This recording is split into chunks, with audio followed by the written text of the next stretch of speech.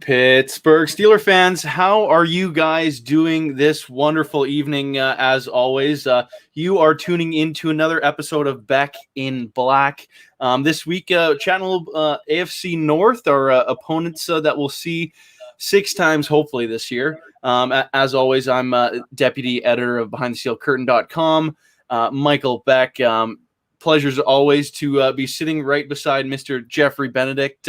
Jeffrey, how are you doing tonight, sir? Doing good, man. Doing good. Perfect. I guess we can roll right into stuff here. Just off the top, there's been some injury news a little bit in Steelers land, but it seems like nothing's too serious. What are your thoughts on kind of what happened to Kevin Dotson and I guess backup tight end there, Dax Shepard? That's Raymond, whatever his name is. Yeah. I think they just worked out someone another tight end, so I don't even know if he's going to be kept around. But it was good hearing Kevin Dotson. That's a short-term thing because that guy, I loved his college film. I have a lot of high hopes that he can get into the rotation and be a guy that steps up maybe next year or the year after that and becomes a real player. Yeah, with that too, I thought it was interesting that Ben really spent a moment with him. Obviously, throughout the years, you kind of hear stuff that Ben and the rookies don't get along too much. He hovered around him a little bit, like a first-year player, helped him off the field. Do you think there's some significance there? Is Ben kind of developing before our eyes? I think it's a focus on his part. I think they've talked about it, that year away, man. He's come back hungry, and I think he's got a little bit more focus, a little more team focus. He's just all in. Right now he is all in on whatever he has left, trying to win a championship. Because if he gets 3, man, he's in rare air if he has a 3rd title. Yeah, you know what? I think if he gets that 3rd, I think it'll be pretty unanimous how Steelers fans really think of him, not just when it comes to our team, but in the grand scheme of the entire NFL. But standing in his way, our kind of topic tonight, off the top here, we'll spend our first half of the show talking about the Baltimore Ravens and how the Steelers match up against them. Obviously, Baltimore's bringing in the league MVP for his 3rd season, 2nd at the helm of the quarterback spot for the Baltimore Ravens again. Lamar Jackson, do you think he is someone that can repeat this award, or was that his Dan Marino 1984 year? Is that his peak? It will be very interesting to see that. Teams have a whole offseason. Baltimore obviously has a target on their back. Teams have seen what their offense is going to bring, and it's going to be difficult to repeat that. Especially last year, they did it with very little wide receivers. Very little from their wide receivers. It was all running game, tight ends, running backs. So it'll be interesting to see how Lamar develops, but also how that offense and the players around him develop. Yeah, now I do want to ask about the receivers, but we'll wait on that a little bit. Sticking with Lamar, he throws a wrench really at this defense. Do you think the Steelers will be better prepared? Obviously, in that first game, the only matchup they played against him, they held him in check in Pittsburgh, but he is obviously a rare talent and a different player. Is this team built to stop him? I kind of think they are. We are really good against running quarterbacks. As long as Keith Butler's been in charge and Bud Dupree has been healthy, the Steelers have stopped quarterbacks from running much. They really don't gain much in the way of yards. If you look at their matchup, especially in Week 17, we really tipped our hand and said, we're going to come in there and hit RG3 every single play. If every single play. When he hands it off, we're hitting him. If you're a running threat, we can put a little push on you. We can put a hit on you, put a little shoulder into you, and get away with that. They're not going to call that as much. If the NFL doesn't call that, Steelers are going to do that. They're going to rough him up a bit, just even on plays where he just hands the ball up. Someone's going to be coming to hit him to neutralize that double threat. And that's a great answer to him. That really is a great answer to how to deal with him. So we do. The Steelers have a good game plan for dealing with him. And, they've dealt with other running quarterbacks well, too. They tried to handle Patrick Mahomes that way, where they tried to keep him in the pocket, keep him from running the ball, keep him from scrambling around. but he's got a cannon of an arm, and he just tore him apart in the passing game. Right, no kidding. Now, Terry Acuna in the live chat asks you, Jeffrey, would Devin Bush ever be a QB spy lining up against the Ravens? They've done that. They have done that for passing plays where he will watch.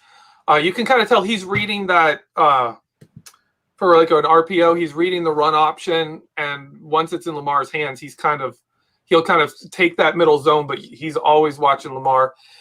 The Steelers run a lot of zone against the Ravens, a lot of zone. And as long as you can run zone against the Ravens, you've got multiple players looking at Lamar Jackson. The problem is if you're playing man against the Ravens, you've got a bunch of guys with their back turned. You almost have to have that spy, and then you don't have as much pass rush. So I can see it. Devin Bush has done that, but it's not their primary. It's not their primary option. But they can do that. They will do that when they're in man. You'll see him or Terrell Edmonds, or kind of a split where you'll see, a Hilton blitz and whoever's on the other side is kind of spying. Right. Now, that Ravens team a year ago, if I'm not mistaken, they put up the most combined rushing yardage of any team in the history of football, which is pretty outstanding to say the least. But then they go out and they add J.K. Dobbins, running back out of Ohio State, that a lot of Steelers fans were kind of hoping would land here in Pittsburgh with our second round pick a year ago, or I guess a couple months ago, really. But the combination of Mark Ingram and Dobbins, and of course Jackson in that backfield, do you think there's going to be a three-headed monster, or do you think someone's going to be starved for carries there? Well, there was a lot of carries to go around last year. People probably remember how much Gus Edwards destroyed the Steelers in Week 17. With that threat, with that offensive line last year, they were really, really destroying teams in the run game. It didn't matter who they lined up there. Of course, Mark Ingram brings some serious power. Lamar Jackson brings some serious speed. When you have Dobbins back there, like they could put all three back there and do that. Have Dobbins, Ingram, and Lamar Jackson. You got three guys, one that's really powerful and two that are really fast. Right. Now, you mentioned the offensive line. Of course, Marshall Yanda retires this offseason. Is that impact really going to send shockwaves through that Ravens offense? It could. That's a big retirement. That's like Alan Faneca leaving the Steelers. That's a big deal. They still have great tackles, but the inside there's some serious question marks there. They might have between, when you discount the Bengals, because who knows what they have on the offensive line, they might have the third best, and they might be third behind both the Steelers and the Browns for interior offensive line, and that could be a big deal. That could be a big deal, especially against the Steelers if we have Stephon Tuitt, Cam Hayward on the inside. That's going to be hard for them to do anything up the middle, and of course going outside, they didn't have a lot of success going outside last year. So we could really do some damage there if that doesn't work out. But Marshall Yanda is definitely a big loss, and that puts a big question mark on their interior line. Yeah, I couldn't agree more. It really will be interesting to see how teams kind of double team the Steelers front seven and who they're really going to key on. Obviously, TJ Watt's going to be a big name amongst the guys on that front seven, but in situations like that, Cam Hayward and Stephon Tuitt are going to have a much easier matchup not facing Marshall Yanda. Yeah. Kicking it back to those running backs, though, do you think there's one guy that is going to lead this team in rushing, or is this going to be a year that we potentially see a quarterback leading the team, perhaps even leading the league in rushing yards? I don't think that's likely. I think they brought in Dobbins. They still have, they've got a lot of running backs in there, and they're gonna use them all, especially if you're running that much. If you're running that much, you have to have multiples.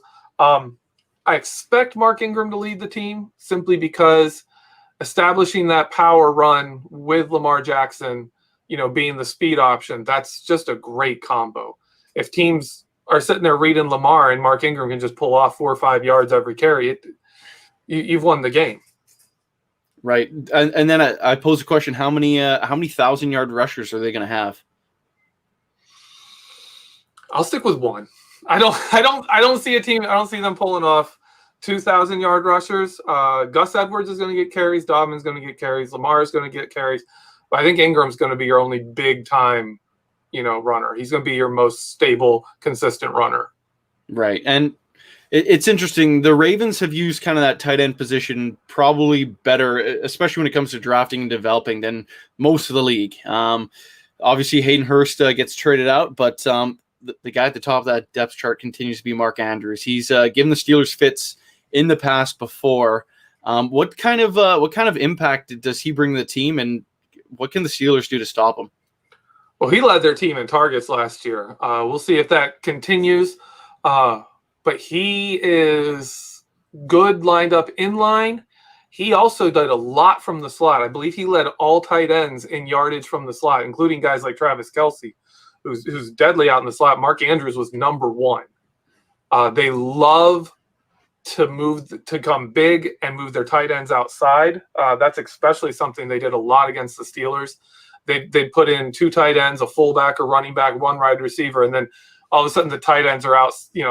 The fullback's outside, tight ends in the slot, and Hollywood Brown's in the other slot. And you've got T.J. Watt, T.J. Watt and Bud Dupree sitting there matched up on a wide receiver because they got us into a 3-4 set where they're outside linebackers and they have to drop into coverage. They love doing that to us. They love doing that to everybody. So I expect that to continue and Mark Andrews to be a huge problem to deal with. Right. And you know what? When you move out a little bit further, like you touched on earlier, those wide receivers, honestly, when I looked at that Baltimore Ravens team a year ago, I wasn't really too worried about that matchup. Just looking at their offensive skill depth, it seemed like they're really thin.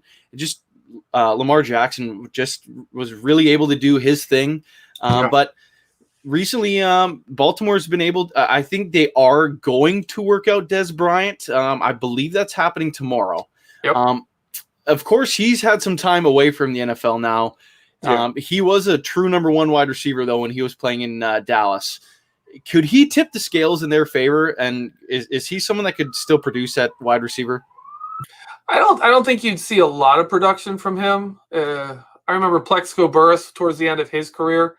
Guys like that, they could come in, they could be a stable presence, they could catch some balls, run some smart routes, but they're still at that age, they're more of a third option. He's not a Larry Fitzgerald. He's not going to be, leading the team at this point in his career. So I'm not as worried about him. He'd be a nice third presence, but for me, that number 2 receiver spot is kind of locked down as Willie Snead. They love that guy out of the slot. He does a lot for them. Yeah, he really does. Logan DeLorenzo in the live chat says, no team has ever won the North 3 years in a row, and it won't start this year. Do you agree with that? I do. I do agree with that. I think this is the Steelers' year to take it back. Kind of giving away some of the other stuff I was going to say here, but we do, like I said before, we kind of have a good setup to beat Lamar Jackson. The real concern to me is any team that can put an athletic receiving tight end in the slot and have a running back who can also catch. That means both our linebackers are in coverage. That means either that or we're committing Vince Williams to a blitz and we're going cover 1. And that's not where Minka's best. That's not where he shines. If teams can just sit there and be like, okay, we can put these guys both out. We can put our running back and our tight end out, and we know you're going to switch into this cover 1. We know you're going to be, blitzing Vince. They're going to be able to read us. We've got to be able to put, linebackers in coverage. We have to be able to deal with both a tight end and a running back in the passing game. And that's going to be a thing in Baltimore, especially if Dobbins can show that he is a receiving threat. Right. And going back to those wide receivers, obviously Hollywood Brown, when they played Miami, when Minkah Fitzpatrick was still on the team playing for the Dolphins, he kind of got ripped apart a little bit by Hollywood. He was able to get over the top and I believe scored 3 majors in that game.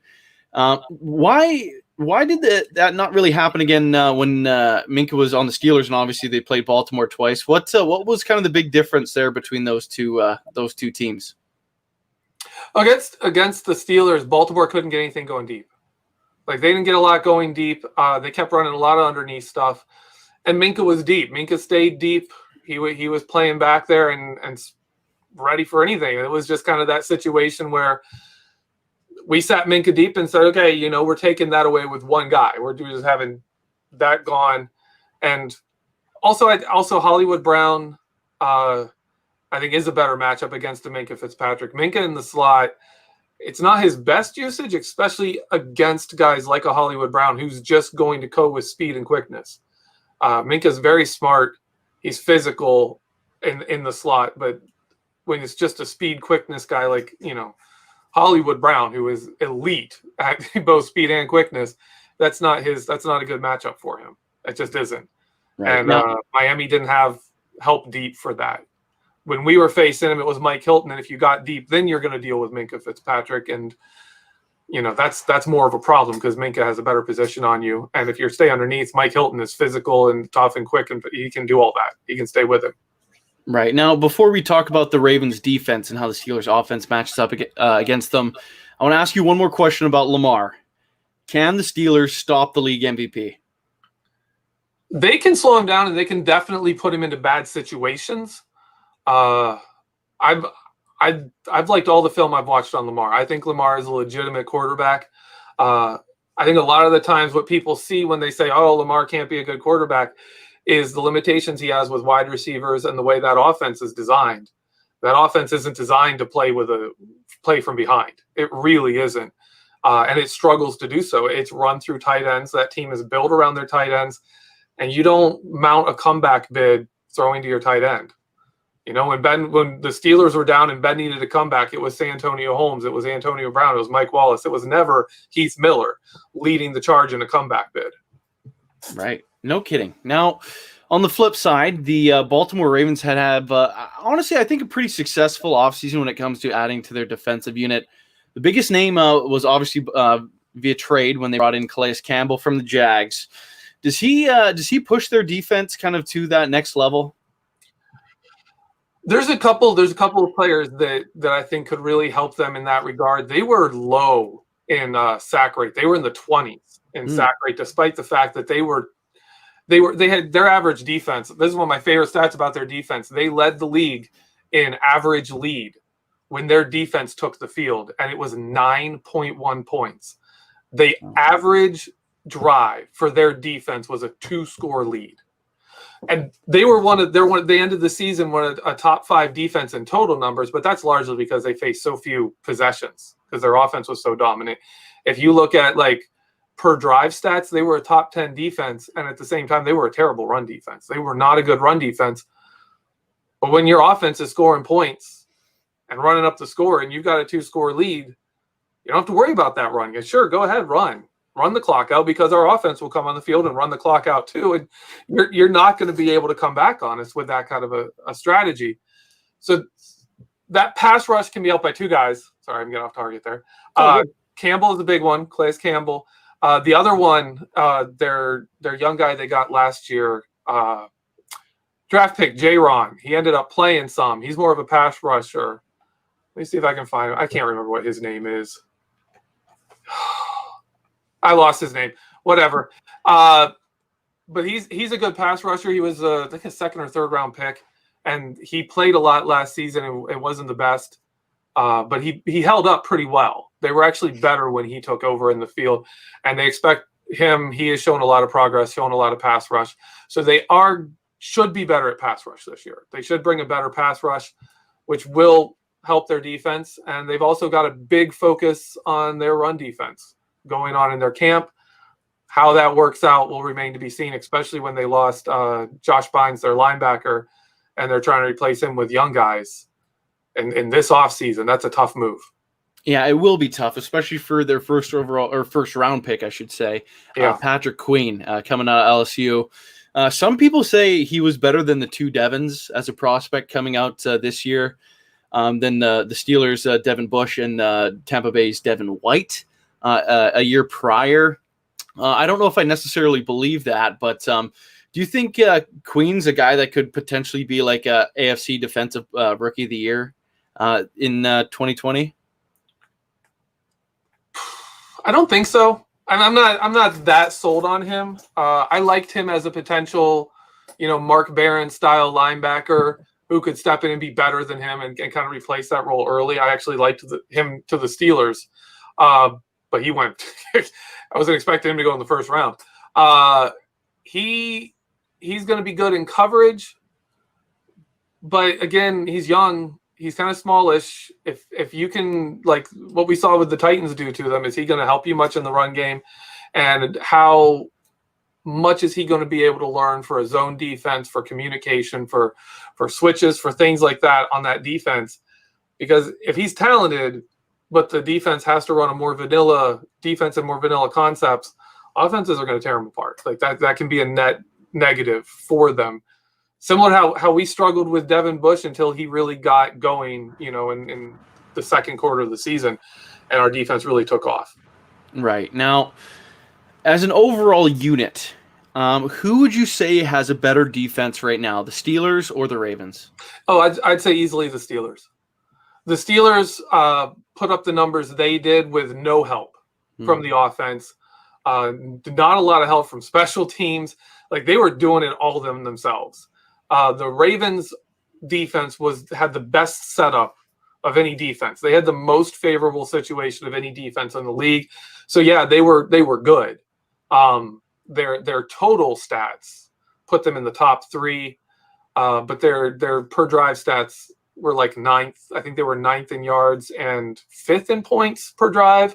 So they're still a top 10 defense by that, by per drive metrics. But they weren't on the field like the Steelers were. We all saw the Steelers, get off the field again, and then they're just back right on it again, and then they're giving up a long drive, and then like they're just desperate because they're always on the field. So I think the Steelers defense is the better defense. I also think they're deeper. Ravens don't have a lot of depth, which again, if they're not on the field a whole lot, doesn't really come as much into play. Now let's focus that a little bit more when it comes to secondaries. Of course, the Steelers, I believe it's one of their most deep positions. Joe Hayden, Hilton, Steven Nelson, Minkah Fitzpatrick. There is a long list of really good defensive backs. The Ravens kind of struck gold when they traded for Marcus Peters. Marlon Humphreys is one of the best young corners in football. Earl Thomas is still one of those ballers, man. Mm-hmm. Do you think the Ravens or the Steelers have a better secondary? Corner. See, I'm going to split this because I think they're about equal. Cornerbacks goes to the Ravens. Marlon Humphreys is legit. Patrick Peterson is solid. I'd take both our corners over Patrick Peterson myself, but he's still really good. Marcus Peters is really good. And but their safeties, I'm taking Edmonds and Fitzpatrick over their guys. Right. No, I totally agree, especially with the loss of Tony Jefferson, who still is a free agent. So I suppose they could get back together, but it'll be interesting to see how that goes. Now, when we look at the two matchups this year, obviously that first one, Thanksgiving in Pittsburgh, those Thursday night games really favor the home team. Obviously, the home field advantage is going to be a little weird this year. But you can also factor in that holiday games, usually there's a much higher win percentage of the home team as well. Can the Steelers shock Baltimore in their first matchup? I think that's a pretty good game for the Steelers to win. Thursday nights at home, Tomlin has those guys rolling. Thursday nights on the road, the Steelers are absolutely awful. But then Thursday nights on the road, the Ravens are awful under Harbaugh. That's a consistent thing. If this was at the Ravens, if this was in Baltimore, I would be pretty much guaranteeing that the Ravens would win. But in Pittsburgh, I give the Steelers the edge there. Just it's a Thursday night game. Whoever is the home team, is going to do the best. Right now, yeah. When you factor in that second game, is this going to be a split? Is it going to be 1-1 for either team, or could Pittsburgh potentially knock off the reigning AFC North champs in both games? They could. That'd be tough though. That's going to be tough in Baltimore. I'm trying to remember when that. I want to say it's week 16. I had that all written down, but I can't remember right now. So I think they split it. I think it's most likely that they do split that. But it should be both could be good games. You got I think we could pull it out. We could pull out a win on the road. Right. Now, one last Ravens question before we look at the two Ohio teams. When you combine the two coaches and you're looking head-to-head, Harbaugh versus Tomlin, who would you rather have at the helm of your team? I'd take Mike Tomlin. I don't like John Harbaugh. He is a really good coach. I don't like him. I don't like the when you say someone plays like a Raven, I'm not as big a fan of that play. I'm not a big fan of those players. I like the Steelers, whole organization better. I like our vibe. I like the way we conduct ourselves better than the Ravens do. And some of that is just I don't like the Ravens. As a Steelers fan, we don't like the Ravens, so it's easy to not like their coach. But they're pretty close. I think Tomlin's a better coach overall. Right. The one thing I will give Harbaugh a little bit of credit for is some of the analytics that he uses that it says in this 4th and 2 situation on this hash on that side of the field, there's a 63% chance we'll get it if we run this play. I kind of wish the Steelers kind of did that a little bit more. But it's one of those things where it's like your gut versus what the numbers say. So it is definitely interesting to see how they run their team. Or even last season where they completely changed the offense just to fit Lamar. Like, that's an incredible move they made, and it paid off huge. It paid huge dividends for them. Right. No, and you know what? I think that's one of the reasons why they were as good as they were. If they didn't, I don't know if they're winning 14 games. But I guess we can move on to our second topic. Before we chit-chat a little bit about the Bengals and Browns, we'll do a quick little sign-off here for part 1. If you're listening on our podcast platform, of course, you're on YouTube, just keep sticking around. As always, I'm Deputy Editor Michael Beck. If you're listening on that podcast platform, you can catch me and Mr. Jeffrey Benedict in part 2, speaking Bengals and Browns. Now, for our second part, traveling to the state of Ohio, we're going to touch on both teams here, both Jeffrey Benedict joining myself again for part 2. It's going to be a little interesting, I think, this year when they're going to Ohio, especially because Joe Burrow in the mix. It adds that third Heisman winning quarterback that Cam Hayward kind of talked about a little bit. Now, when you're facing Joe Burrow and Baker Mayfield, who would you rather go against? Who's the guy that's better right now? Who are you leaning towards? As long as the Browns keep trying to make Baker Mayfield into something he isn't, I would rather face Baker Mayfield. They keep trying to make him a quarterback that he isn't, and that's never going to work out. The Bengals have a much better offensive-minded coach, so I think he's gonna get Burrows going. So I think I'd still rather face Mayfield. Right, and now, when it comes to Joe Burrow, he's entering a very interesting situation. The Bengals decide to cut Andy Dalton instead of giving him a little bit of playing time and letting Joe kind of develop in the offense a little bit before he takes the reins over. He's also coming to an offensive line that definitely isn't one of the strongest in the league. Is he entering a bad situation? Do you think his confidence could be shot before they even turn around in Cincinnati? That is a big question for his future, isn't it? I believe they said he's never lost.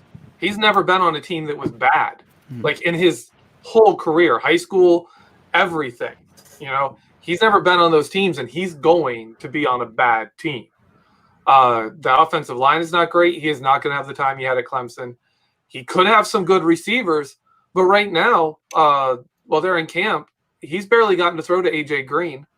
Tyler Boyd's been healthy, but John Ross, the guy they just drafted, the speeder Higgins, I think is his name. Right, yeah. He's been out. Like, I was just looking through some of the stuff about their training camp, and like his number one receiver is a guy who's probably not going to make the team.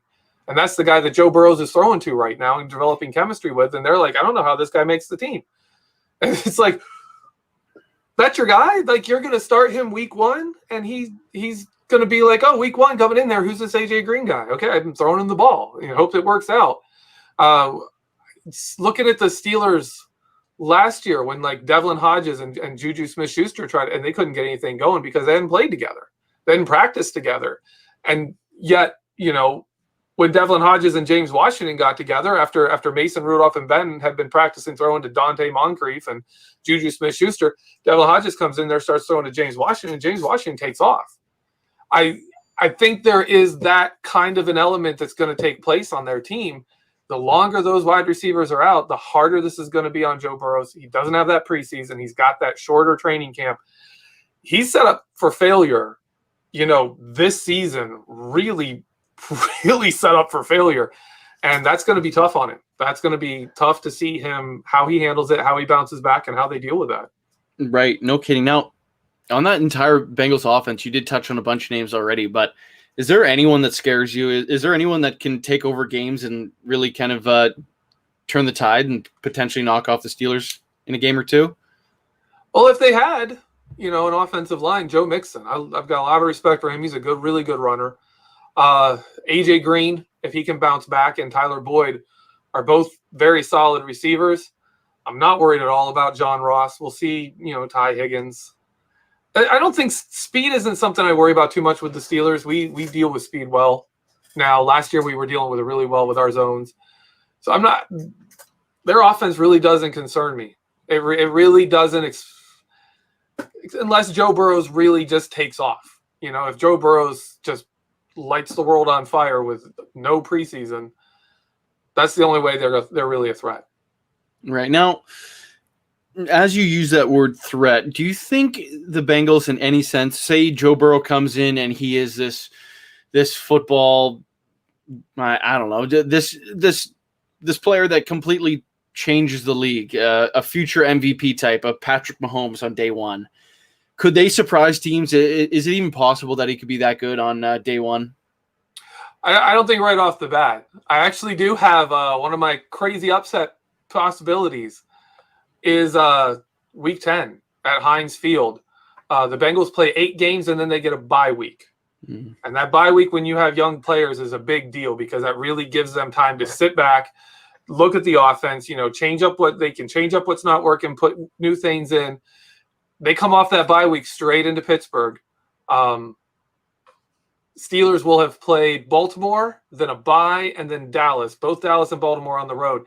And let's say the Steelers are rolling at that point, and we're in Heinz Field. I could see it happen. I could see a Joe Burrows, if he's really developing. I could see that second half being big for him. When he gets that bye week and he's had some experience, he gets some time to sit down. They work some stuff out, and they really get him going. That game at Heinz Field kind of stands out, partly because Ben Roethlisberger, as good as he is in Ohio, has let down games against Cincinnati. 7 of his 10 worst games against the Bengals were at Heinz Field. So if they're not doing well and we're doing great and they come out and catch us off guard with some new wrinkles, that's a game I could see kind of being his coming out party would be at Heinz Field week 10. I'm not expecting that to be an upset, but if he's going to be that kind of player, that's where I think it would show up. I think it would show up right then, coming out of the bye week, coming to Heinz Field, and doing something big. You know what? That would be a classic Steelers losing to a lesser opponent game too. If I've ever seen one, I think that's kind of the game that I'm most scared of. And speaking of losing to a lesser opponent, do you think this team could potentially finish dead last in the entire NFL this year? The Bengals? The Bengals, not the Steelers. The Bengals. Just making sure. I don't think they'll be last. I like some of their additions. I think they've made themselves a better team. I don't think they'll be good. I'm thinking around like 5 wins for them, which pulls them out of being the worst. They have a pretty nice schedule too. Our whole AFC North has a pretty easy schedule, and so I think they can get to 5 wins. And at 5 wins, they can sit there, especially if he wins several games late in the season, starts coming on. They can build on that and say, okay, the rookie was in a bad spot, and we can build on this. Right now, in their 2 matchups this year, do you think the Pittsburgh Steelers should absolutely win both these games, or do you think that trap game that we talked about earlier, are they splitting their matchup too? I think we win both. I think we win both. That's my pick for a possible upset game, but I don't think it happens.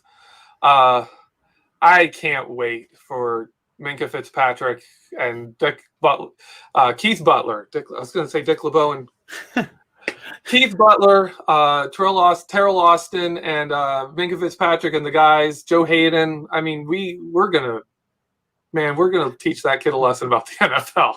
There's no two ways around it. They're gonna come in and just teach that kid what the NFL is like, and he probably is not gonna be too happy about it.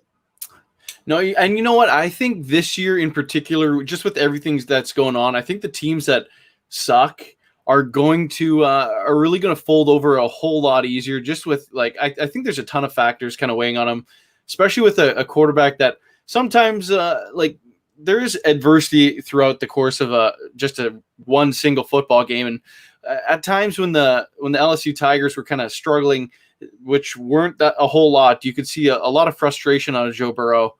I think he'll be frustrated a ton this year, and I wouldn't be surprised if he struggled a little bit. Do you think there's any chance, I know it's the first overall pick, but is there any potential that this guy's going to flame out and potentially not even see a second contract in Cincinnati? There is that chance. I mean, he made the number one pick by having the most incredible college season we've ever had, but that was it.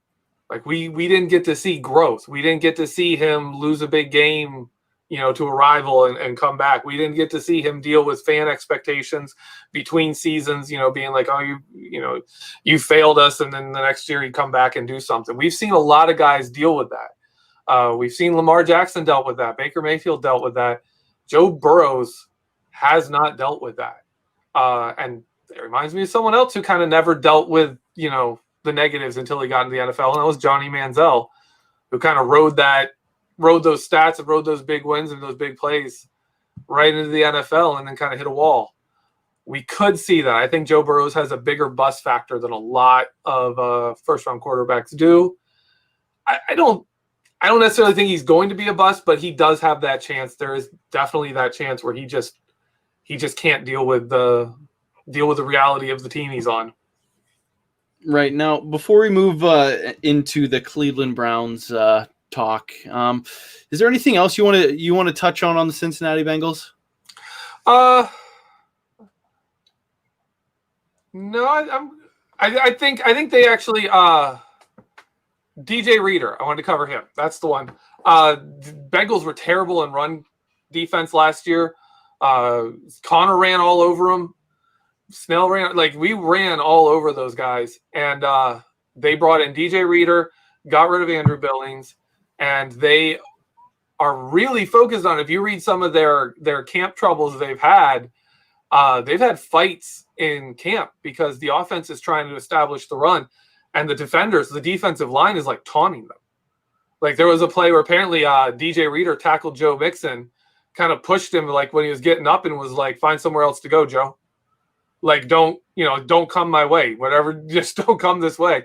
They're trying to establish that kind of mentality. They also picked up Josh Bynes from Baltimore, who was a good linebacker. So their defense, I think, is going to be better. But that offense has so many question marks, mainly a quarterback, and how much can he do with this little bit of time? Right. No kidding. Now, flipping over to the Browns, I think the most important question with them is, did they win the offseason Super Bowl for a back-to-back time? Oh, yeah, absolutely. They won it again. But some people I really respect were the Browns killed it in the draft, in a very non-Browns way. They actually had a really good draft. I loved Jedrick Wills. I think he is going to be that guy. He doesn't have the flashy, oh, look at him throw that guy to the ground and just, power through people, but he is just going to be solid, technically solid, and he's huge. He's going to be trouble. He's going to be trouble. I don't think you're going to see him locking down TJ Watt as a rookie. I don't think he's that kind of problem, but he's going to be a good player for them for a long time. They've got good Bitonio and Trotter. They got good inside guys, and Jack Conklin coming to them. That's a good. They've got a very solid offensive line all of a sudden. Like they went from a weakness to very solid, and they've got running backs. They've got Kareem Hunt and they've got Nick Chubb. So that's where, to me, their offseason was won. I don't care as much about the other positions. They needed to get that offensive line going, and they brought in a big piece with Jedrick Wills, and I think that's going to pay dividends. Right. I think we're thinking the same thing here, too, because one of the things that I did want to ask was on that offensive line. Now, obviously, those additions are pretty insane. Conklin, I think, was probably the Titans' best offensive lineman, even compared to Taylor Lewan. And Wills was obviously one of the best tackles in the draft. The combination of them, the guys they already kind of had on their roster, and the Steelers' front seven is still, I think, is one of the top units in football. Absolutely. Compared to any, is this offensive line good enough to kind of hold them in check, or are they still, are the Steelers still going to feast statistically on that front seven? I think that's again, that's a big question. Jack Conklin and Wills, they're new, and you don't really have much of an off season. I don't know how well they're going to mesh early on. The problem for the Steelers is we don't play them early on. I would love, both the Bengals and Browns. I would have loved to see them early in our schedule. At least one game, but that's not really how it's working. I think they can give us some trouble, but I don't think they have the execution, the offense. I don't think they have the kind of thing to really cause us trouble. I don't think we're going to see that. Right. Now, out of their kind of big receiving threats outside of their running backs, Odell Beckham Jr., Jarvis Landry, and the newly acquired Austin Hooper, which of those three guys do you think the Steelers are going to kind of struggle the most to deal with?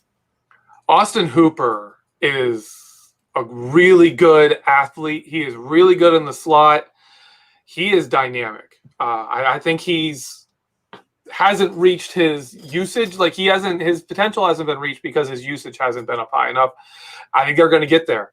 I think he's going to be trouble for this whole division, especially because you don't have the best linebackers in, Baltimore and Cincinnati. There's questions at linebacker. The Steelers lost our best linebacker for covering tight ends in the slot. That was Mark Barron. That was the one thing he actually did really well.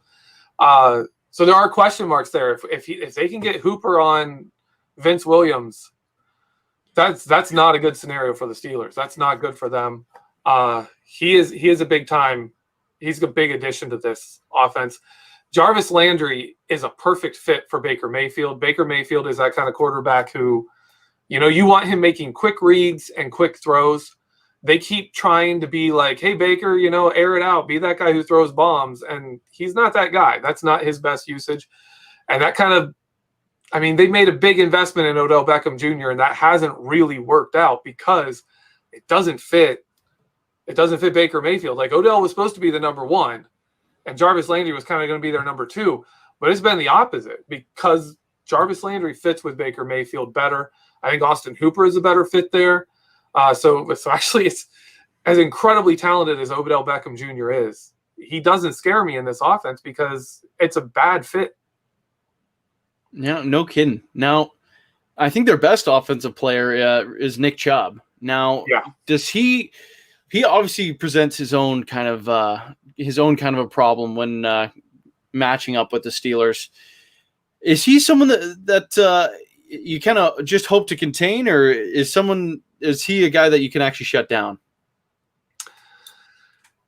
With that offensive line this year, I don't think you're really shutting him down. Conklin was a great addition for that purpose. Chubb is going to be someone that we're going to have to contain, and not let them really set up off of him, not let them run the offense off of him. We've got to find a way to stop him. Good news on that front is, you look at him, you look at Odell Beckham Jr., you think, okay, they're going to pound it with Chubb and then do those play action deep passes to Odell Beckham, but those don't work. Those haven't been working for Mayfield. They haven't been working for the Browns as well. They hook up every once in a while, but not reliably. So he's good, but I don't think he's not like a game changer in that regard. Now, the guy that's standing behind him in that position rotation there, Kareem Hunt, obviously he was a beast when he was playing in Kansas City. Is he someone that is still someone you got to worry about, or is he kind of just regressed to the point where he's just a backup running back? I don't think he's a backup. He's just not Nick Chubb, and he's not in Kansas City's offense. He fits more what they should be running with Baker Mayfield. And with Austin Hooper, that's a dangerous kind of, Kansas City kind of built combo where you have an athletic pass catching tight end and you have a running back who can run routes almost as well as a wide receiver. So for Hunt and Hooper combo, I like that combo. The problem is Nick Chubb is just that good. Like, are you gonna put your less good player out there simply to better fit your quarterback? You've got to play Chubb. You have to. So that's kind of the situation the Browns are in. It's almost like they started to build a team around a quarterback they didn't have, and now they kind of have pieces to better fit that quarterback, but you still have Odell Beckham Jr., you still have Nick Chubb. Like, you can't just be like, hey, guys, sit down, because Baker doesn't know how to use you well. Now that you talk about the quarterback position, they did spend a lot of money for one other player in Mr. Case Keenum. Now, before he signed that fairly big, I want to say it was like 3 years, $44 million in Cleveland. He got some money. He was actually kind of the one name I was like, oh, if the Steelers kind of want to bring in a veteran guy, perhaps Case Keenum's that name, but he got paid a decent chunk of money in Cleveland. Wow. Should Baker be looking over his shoulder? Could we see a different quarterback taking snaps there in Cleveland? Absolutely. I think he's at that point where they're going to challenge him, and if he's struggling, they're going to give Case Keenum a chance. And actually, Keenum fits this offense really well. Case Keenum would fit that offense really well. So we could see. I think it's possible this year we could see Baker lose that job. I think we could, especially if you see him, like they put in Case Keenum, and all of a sudden Keenum's throwing, downfield, getting Beckham Jr. in those slants and on those post routes. And if Beckham Jr. is putting up numbers, then that offense goes through the roof. That offense still would take off. And so I think we could see that. I think we could see Case Keenum come in and actually be an improvement for them. Mostly, again, because I think Baker Mayfield is being, kind of miscast there. That would be insane. Another first overall pick, another quarterback in that Browns lineage that failed, if that's the case of how it ends up going. That would be insane. And speaking of first overall picks, Myles Garrett, there's a whole lot going on there. Do you think there's any concern here that there could be some sort of flare-up, another fight, another brawl? Do you think there's going to be any kind of retaliation hits, or what are we kind of expecting out of Myles Garrett playing the Steelers again? I don't expect there to be much, of that kind of drama. I don't expect much in that regard. The kind of guys you would expect to do that would be a Ramon Foster or a Marquise Pouncey. They're those guys that had those long memories and would deliver those kind of shots. I don't think you're going to see that from Villanueva. I don't think you're going to see that from Filer. So I don't think we'll really see much there. And everything from Myles Garrett's side seems he just kind of wants to distance himself from it, but he's willing to go back and revisit it if they ask him, which they will. So in the media side, we're going to see drama. We're going to see drama about that. They're all going to ask everybody about it, but I don't think on the field we're going to see much with Myles Garrett. Well, speaking of on the field, Myles Garrett, he has dominated Alejandro Villanueva. He's been his kryptonite, and I don't know if there's been a defensive player that has played him any better than Myles Garrett has over the years. Do you think that trend continues? Is obviously Myles Garrett is quite a bit younger. Is he getting a Big Ben a few times this year? I don't know if he's getting to Big Ben, but I think Villanueva is going to struggle with him again. It's just, there's not many people can match Alejandro Villanueva's length and his strength. They can't always match that, but Myles Garrett can. Myles Garrett has that kind of length. Myles Garrett has that kind of push, and so he takes away Alejandro's best his advantage for against most people. He takes that away from him, and that takes away a lot from Al. Al's not the most technically sound. He's not the best tackle. He's just learned how to use his length really well. And if he doesn't have that advantage, and he really doesn't against Garrett finds ways to get around that, then Garrett's going to keep giving him trouble. The Steelers are going to have to find ways to help Al to keep Ben clean in spite of it, which they've done pretty well. They've done a pretty good job of keeping Ben clean in spite of that. And I think we'll see that happen again. Right. Now, when it comes to corners across the entire AFC North, I think one guy that we could potentially see take a step forward and be the best of corners in the AFC North, even better than a Marlon Humphreys, is potentially Denzel Ward. Watching him play last year, I was absolutely my mind was blown away. He's an outstanding corner. Do you think he could be someone that could be viewed as the best corner in this division? Yeah, he could get there, especially if he stays away from James Washington. He's a very physical corner. He's very tough, very good in man coverage. Which, again, being a tough physical corner doesn't match up well against the Steelers because we have receivers who are built that are all very physical. I mean, we're going to have other than Deontay Johnson, all our wide receivers are very physical, big, strong guys who do great when cornerbacks get physical with them back. He's great. He's great in Baltimore, man. He does a number on them. But we could see him really develop and really shine. But you're gonna have to watch games where he's not playing the Steelers, I think, to really see him do well. Right. Now, when it comes to overall record against the Browns, they're head-to-head, of course, as always, 2 games against one another. How is this split going down? Because right now you got the Steelers 3-1 in the AFC North. What do they improve to or regress to against the Browns? I think we win them both. Okay. I think we get them both times. The matchups there's no trap game looking matchups. Obviously, the last game of the season is against the Browns. If we're on top and Baltimore's 2 games behind us and can't catch us, I could see that game being a game where we just let Ben sit and lose it. Landry Jones is 2-0 against the Browns in Week 17, so... Yeah, I know. I think this Browns team's a little better than the ones he was beating up on, though. I can see that happening. I actually love that last matchup. I love that last week with the Steelers and the Browns facing off while the Ravens and the Bengals are playing each other. I would love to see that week, be in the mix to decide what happens in the division. Like if either of those teams win, they can knock, the Browns having the chance to knock the Steelers, out of the top spot in the AFC North, or the Bengals having the chance to do that to the Ravens. That'd be a great storyline. I'd love to see that. Yeah, I think it motivates both teams. Now, you're picking the Steelers to beat the Browns both times, but there has been a lot of chatter around kind of the national media that think the Browns could potentially finish with a better record than the Steelers. Do you think there's any world where that happens? No. No. They don't have the defense we have.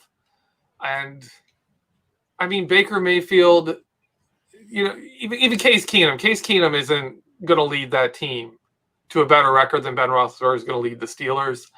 And Baker Mayfield isn't going to do that either. Baker Mayfield is the third best quarterback in this division until Joe Burrow develops. And at that point, he's not. He's going to be 4th. He's just not.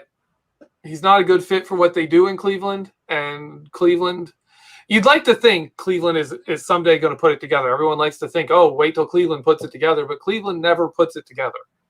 So I'm not going to put expectations on them that they are going to put it together now. They could. They honestly could. That offense, 2 deep at running back, stars at wide receiver, and an athletic pass-catching tight end, and a better offensive line. They could do a lot, but until they actually do it, they're still the Browns. Yeah, no kidding. Now, before we rank our AFC North teams, I say here, is there any other points you want to touch on the Cleveland Browns? They added Andrew Billings, and was it Carl Joseph? They're another team trying to get better against the run. Obviously, we all have to think about that in the AFC North when you've got the Baltimore Ravens there. But it cracks me up that we've got the Ravens, we got the Browns and the Bengals both trying to get better against the run, and the Steelers, are 4 deep at wide receiver, and they got Ben Roethlisberger coming back, and Eric Ebron just got added to tight end, and everyone's trying to get better against the run. So I love that situation. It kind of makes me smile. I'm like, bring it, guys. Let's get better stopping the run game. We'll see how that goes for you. Yeah, and honestly, I feel the same way. I'm very excited against this matchup against all the AFC North teams. Now, ranking them 1 to 4 and where they'll fall in this division. I'm curious where you're going in the 4 spot. The 4 spot, I got the Bengals. Yeah, I agree. Do you have 5 wins? 5 wins. Okay, I'm thinking maybe a little bit less than that. I'm thinking 4. Okay. Yeah, and then in the 3 spot. In the 3 spot, I've got the Browns. The Browns, well, I see them under 500 again. I'm giving them a 7-9 record. Now, obviously, first-year head coach, so there's probably not going to be any firings, but they're finishing 7-9. Do you think Baker's out, and potentially Case Keenum's playing a little bit more there? Is this Baker's last year? I think he still has. He was 2017 or 20. Oh, was he 2018? I want to say it was 2018. Yeah. So no. it's not. So he's got his rookie deal. I think even if he loses the starting job, I don't see them getting rid of him. I think it would be like, we're going to start this guy and wait, and we think Baker can bounce back. They'll put a lot of faith in a rookie just because he's on that cheap contract. Right now, I'm saying the Browns are going to go 8-8 and finish right at 500. 2 spot. Well, since I said the Steelers are going to win the AFC North, I'm putting the Ravens in the number 2 spot. But I think this season to me smells of 2008, 2010, 2011 was it? There's another year where we were both 11-5. I think this is going to be one of those years where those 2 teams are neck and neck the whole way, and it comes down to just head-to-head games, and we could see each other in the playoffs again. I'd love it. Yeah, I agree there. I think there's going to be a tie at the top. Both teams being 12-4 with that Thanksgiving matchup is the one that swings the favor in the Steelers' favor in winning the division. What kind of record do you see the Steelers in that number 1 spot? I see both the Steelers and the Ravens going 13-3. Okay. I anywhere between 11-5 and 14-2 for either of those teams would not surprise me. But I think 13-3. 13-3 is pretty much where I think they should end up. Awesome. Now, I think that just about does it for us. Is there anything you want to plug there, Jeffrey, or anything else going on? I've got my film room coming out tomorrow. It's one I put a lot of work into. I actually was in conversation with KT Smith. Was called Cliff Harris is Still a Punk from the old days. He helped me a lot with it.